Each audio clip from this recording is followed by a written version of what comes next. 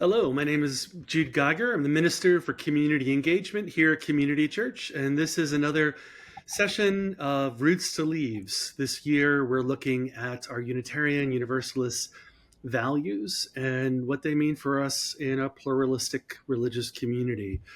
I'm joined today with our usual co-hosts, Brother Zachary, who's our chaplain at Community Church, and our student minister, Dr. Yvonne Garrett, who's studying at Starr King School for the Ministry.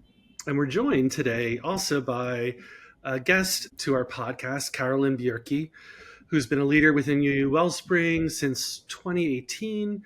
And she started as a participant and deepened her commitment to that program, which is a program around small group ministries many of us are familiar with. She served as the chair of the board from 2021 to 2024. And she was a big contributor, particularly in curriculum development, including the creation of the Love at the Center program, which some of us are using in the denomination. But today, we're going to be talking about two of the values from that program from our Article 2 work that just happened at the denomination: transformation and equity as values. And I want to begin us all with an opportunity to think about transformation as a value and not a statement, a word. How does that resonate for you in Unitarian Universalism? Well, thank you for having me here today. And transformation as a value seems to be inextricably connected to all of the values that bring love to the center. And as a value, I think of it as something that's actionable. It's always moving, it's always evolving. And when I think of change and evolution and transformation, it could be positive or negative and be moving in a circular motion. So sometimes in that spiral, it's lower, and sometimes it's evolving to a higher aspect. So I think of it as an action. Carolyn, I absolutely love that thought of transformation as an action. And Jude, that was a great introduction too, I think, to the questions that are most at stake when we combine equity and transformation. The cyclic nature of our work, that is that sometimes we do one thing and sometimes we do another. Sometimes we experience stasis and sometimes we experience transformation, I think is important. Carolyn, you said something that was very interesting to me in preparing for this episode that Reverend Jude brought up in his introduction. Sometimes transformation is tough. Sometimes I'm scared to transform. Sometimes I like my stasis. Sometimes things are not... sometimes change feels intimidating or overwhelming, and transformation is not positive. I want to find a way to value transformation and make space for the times that transformation might be uncomfortable or even painful, may even cause suffering. I think it's on my mind in particular because we happen to be recording this podcast in the wake of an election that, especially in this country, is likely to cause a great deal of suffering. Thank you, Brother Zachary and Carolyn. It's such a pleasure to meet you.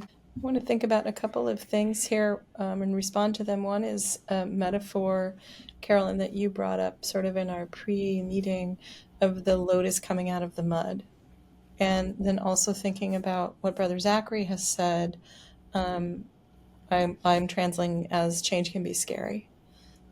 It can be traumatizing. And as someone who identifies as disabled, and a part of my disability is PTSD, and the way that I respond to certain events, whether it's this election that Brother Zachary had referred to, or other events in the world, is also a way that I understand my personal faith and theology. I'm a non-theist, UU 21st century humanist.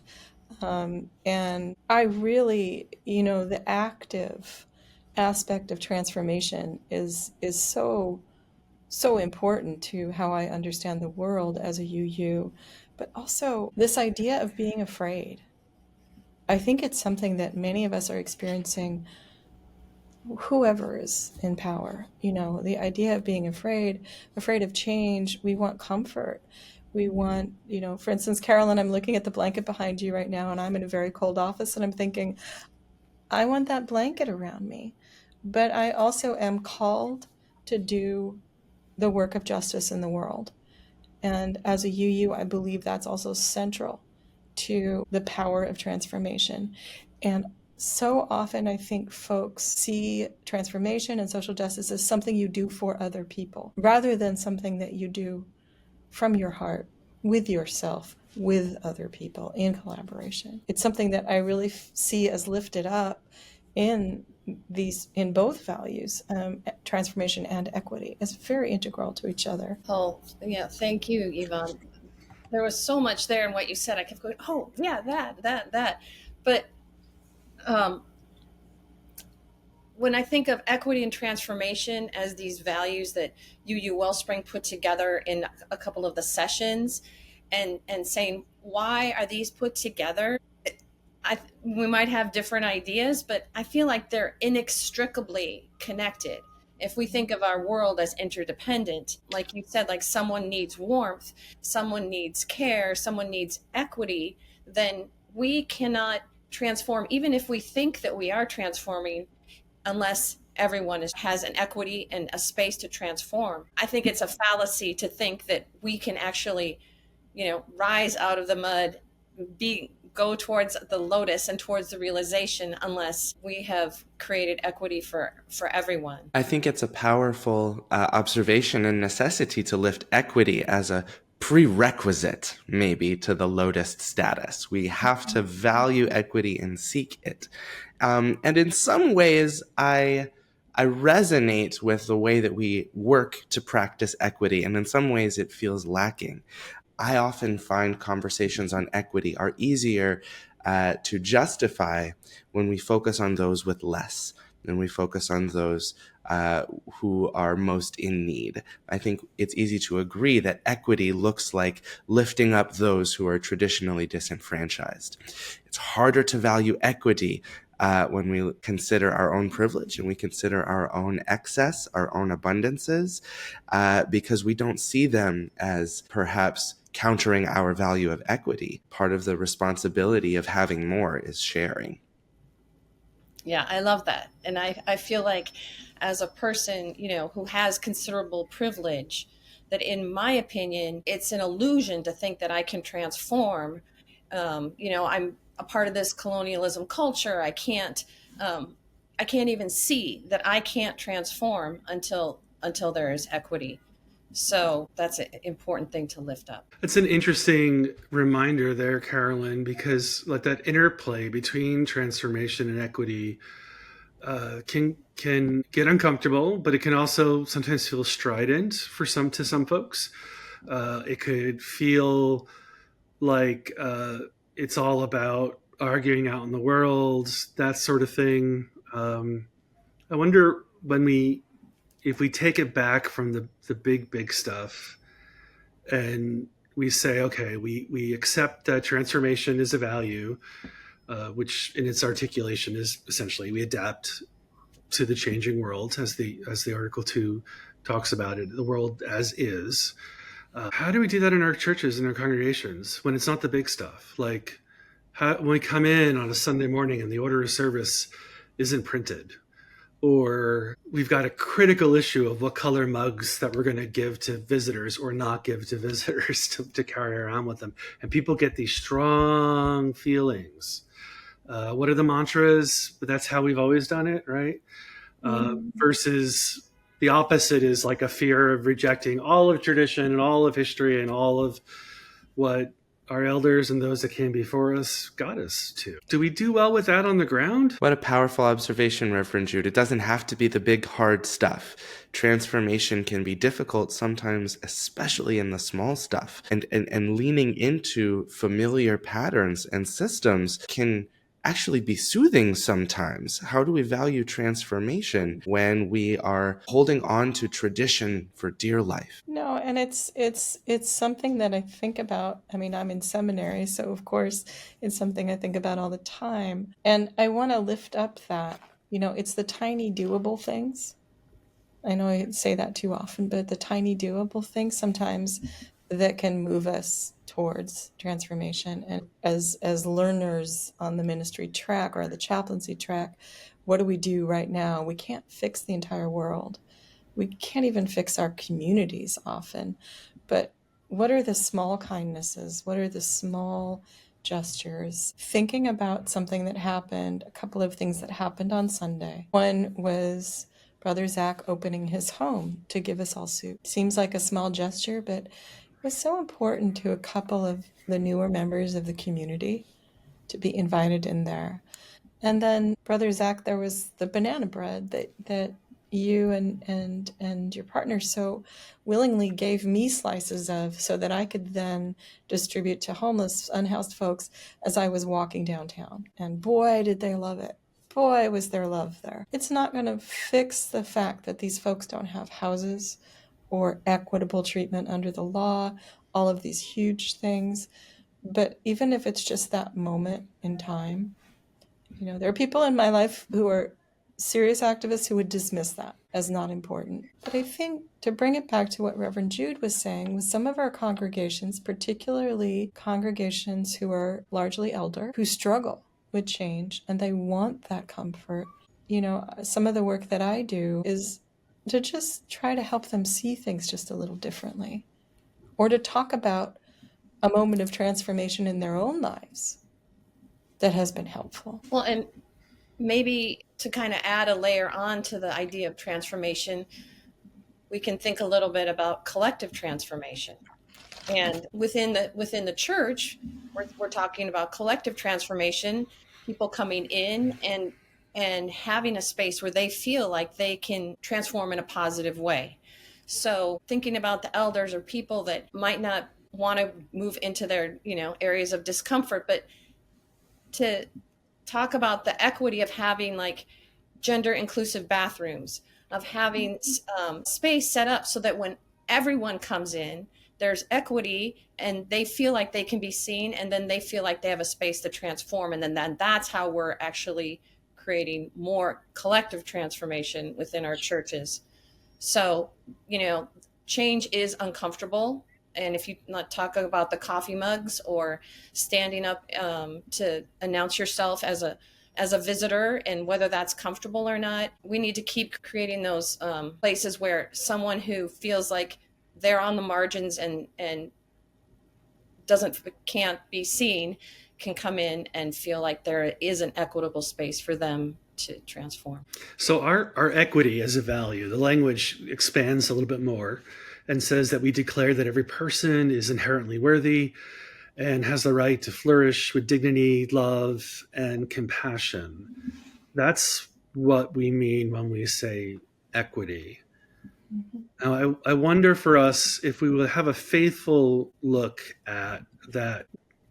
How does this shift when differing people have a different understanding of what dignity or love or compassion look like? I got running back in my head from the 80s and 90s, love the sinner, hate the sin, which is so not biblical. And in that kind of mindset that, well, I could say I can love you without actually loving you because I understand the word differently. And it's not malicious. I'm not lying. I think your behavior is inherently harmful. And I don't agree with that mindset, right? But how do we deal with that in a pluralistic society? So the other day in a staff meeting, our intern minister, Karishma Gottfried, and I were talking about when she's doing evangelical work or explaining our faith out in her wider ministry.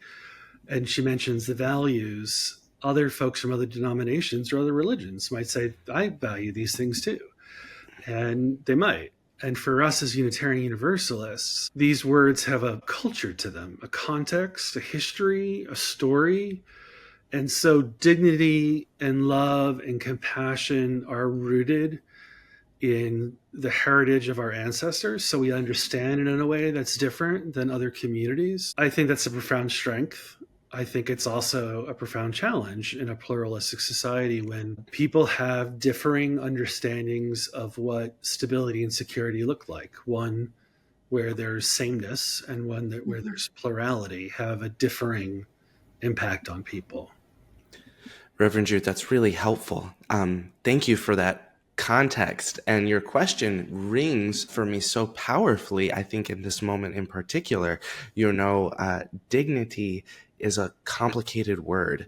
And I hear you talk about the ways we say love and often mean different things. that's a hard one for me to handle. I want love to be a simple word and to have simple meanings, to be able to practice it simply. One of the resources that we looked at for these UU Wellspring conversations on equity and transformation was written by the Reverend Michael Slack, talking about how the sadness they feel that we really haven't gotten our finger on how to do love. Love is a hard thing to practice. And though we may be trying very hard and maybe we have good technology now, I think people have been trying to love well for a long time in many different cultures. I don't want to say we've never gotten it right. I do think that there is some real significance, though, Reverend Jude, to the way that you talk about pluralistic society requiring different interpretations. Now, I hope this isn't too big of a tangent, but in Spanish, we talk about the word ahorita as such a culturally significant word. If you were to talk to someone of Puerto Rican descent and someone of Mexican descent, and they are using the word ahorita, the word has completely different meanings, to the extent of whether you intend to accomplish a goal right now or a little bit later. And it's the exact same word, but it means right now in one cultural context, and it means a little bit later in another cultural context. Huge communication barriers for me. When I came to New York trying to speak Spanish, I thought I was wrong, and then I thought other people were wrong, until I discovered different communities mean different things by the exact same word. Sure. I love that example, Brother Zach, first of all, because it also speaks to the necessity of acknowledging other cultures in a world that sometimes feels that there's such a push to, tamp down on any difference. And part of what draws me back to UU and also to live in New York City is just the diversity of different understandings of the world. I want to think about that meaning of love, and I think Reverend Jude referenced that as well in the idea of love the sinner, not the sin. It's something that I experience in conversations around the idea of humanistic love and also religious love in multi-faith communities that I'm a part of, where there are folks who I'm allied with and doing community work who understand all of the positive things that I do are an enactment of God's love in the world. And yet, because I don't believe in a God, in a deity, there's a disconnect. And they continually feel that their role of enacting love towards me is to convert me. But then on the other side, humanistic love appears in different ways for different folks as well. There are, I'll just refer to them as the old school humanists who feel that, it's either their way or the highway. It's either reason or it's not reason. And that to me is not an expression of love. I think both come out of that idea that Reverend Jude brought up with the mugs, because we've always done it this way. It's basing one's understanding of others in a space of comfort for oneself works against transformation and also works against equity of understanding. I know that's kind of a big loop, but that's Sure. It really shows up that way. And we've got to get really good if we're going to take pluralism seriously as one of our values. Again, when we're talking about these as part of our heritage as Unitarian Universalists, and this is just the language that we're using for the modern day, right? Our bylaws tell us to reflect on this every 15 years. We've done this before a few times and changed the language. That language is speaking to us today for a reason. And I think that when we weave the values together and we bring in pluralism, we realize that transformation is part of this process, and that what we're going through is going to mean different things are going to be different. And that's okay, is we're holding all of these values in tension. Thank you. That's a powerful reminder also for me that these values are context specific. There's an illusion that if we get sort of one effective, one size fits all progressive culture, that we will all be able to participate in the same transformation. And that's just not how it works. real people and real communities have real embodied problems.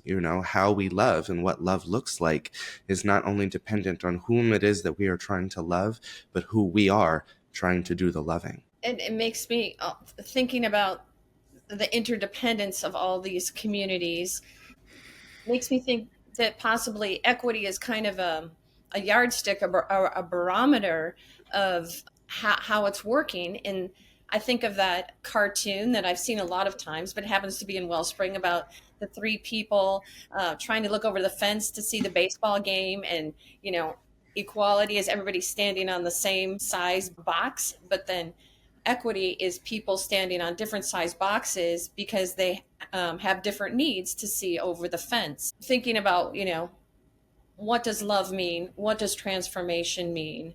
And then adding that extra layer of, is there equity in my interpretation of these values?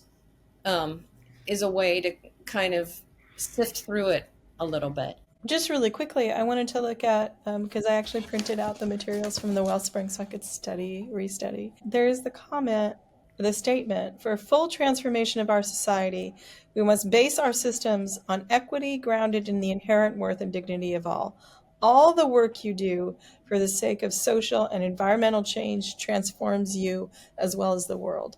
Now, I'll just be self-referential for a second. It was really important. I underlined that part. I think for those of us who are doing the proactive activism out in the world on a daily basis, it's important to remind ourselves that all the work that we do for the sake of social and environmental change transforms ourselves as well as the world. That message, I think, gets started with Gutierrez, a liberation theologian, who the short of it is God is on the side of the oppressed, but he's making a statement that for the marginalized, that this theology and this understanding of the world will get people out of being extract capitalism, so to speak. And for the people that are on the side, not on the side of the oppressed, but who are the oppressors, it's an awakening to a few things, but one word he uses specifically is arrogance. And I found that really powerful, because there's a way in society that different groups hold different senses of honor, integrity, etc., that sort of thing. Like what makes decency? And if you can get to a point where you recognize that arrogance is not a value we ascribe to, then it could help people heal from that. This arrogance is harmful to the community. I mean, nobody likes it. It's not fun at a party either. What I hear you speaking to is the ways that transformation can be scary, and the ways that we might bring our own individual impediments to change, either blind spots to knowing that change is valuable or helpful, or it could be a dispositional preference to the way that we are doing things now. I see that sort of way that we were talking about communal transformation, and the impediments to our congregational transformations are also at play as individuals. Yvonne, the content that was so significant for me in what you were saying was that we have to transform ourselves, and that personal transformation isn't, it's not always a comfortable mandate. We shouldn't lean into simply responding to a changing world. We should recognize that responding to a changing world requires change of us. It's an interdependence thing. Yeah, I see that as directly connected, what you're saying there, directly connected both to some of the things that Carolyn is saying, and again, that metaphor of the lotus out of the mud, and also what Reverend Jude was referencing when he talked about arrogance. I think that there is a selfishness that I find as grounded in fear of change that happens in almost all of us as humans. Self-protection against change. And, the idea of a radical transformation of the self as a healthy thing, an inherently necessary thing.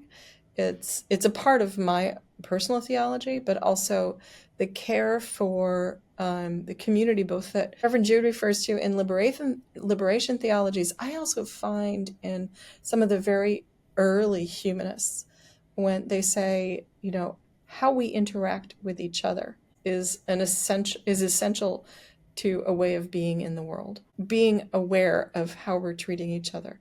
And I see that as both transformative and speaking to this idea of equity. And it's not comfortable. It's a difficult process, change. It's a difficult process, transformation. I'm thinking of another metaphor for transformation, like how fire is considered transformative. It's a symbol of the chalice and transformation in our Unitarian Universalist churches and widely, and how individual transformation might not look like that flame, because there is a lot of fuel that's getting burned and transformed as that flame is there, and maybe collectively that the fuel for the fire is getting turned into ash, which is getting turned into nutrients for other kinds of transformation. And so our individual transformation might not look like, well, it probably doesn't look like what we thought it was going to look like 2 weeks ago. And our individual transformation, we don't get to decide what that's going to look like, but it's for sure that we're going to transform one way or the other. It's interesting taking a UU lens of this combination of transformation and equity and kind of applying it to progressive social action right now. I could imagine this would be, besides a good time for reflection and reorganizing, but whatever we're doing in that, to recognize that the changes need to have this tension with it. Is everyone in the room going to have access to where we're going? Or going to rely on old metrics that may not be speaking to the world today to determine what's going forward? Yeah, I want to really lift that up and thank you, both Carolyn, for the metaphor of fire, which is so multivalent right now. But also that idea of access, who gets access to the change and to positive change. And I've also been thinking a lot about this idea of going back. There are two very different and diametrically opposed political movements in this country that both use the term back, and one as a beloved space where they felt comfort, and another that sees it as we will not. And trying to find the love and humanity in all of those spaces. I don't know if it's possible for me right now. Again, I'm going through a period of radical transformation.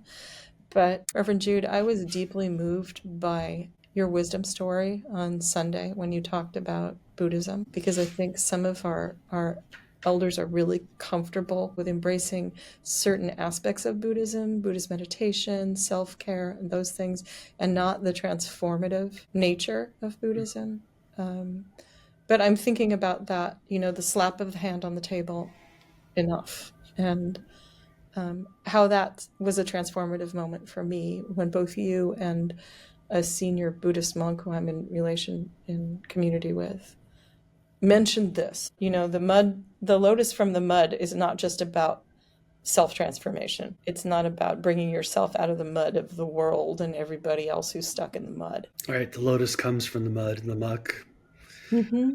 Maybe we should take some lessons from our most immediate teachers, all those plants and wildlife that grow and interact with each other. A lot of plant life interacts with each other just, to get by and survive and help each other out in functional ways. And I think that on the religious left is really crucial for us to think through. How can we embody again ourselves as creatures in nature and not separate from nature?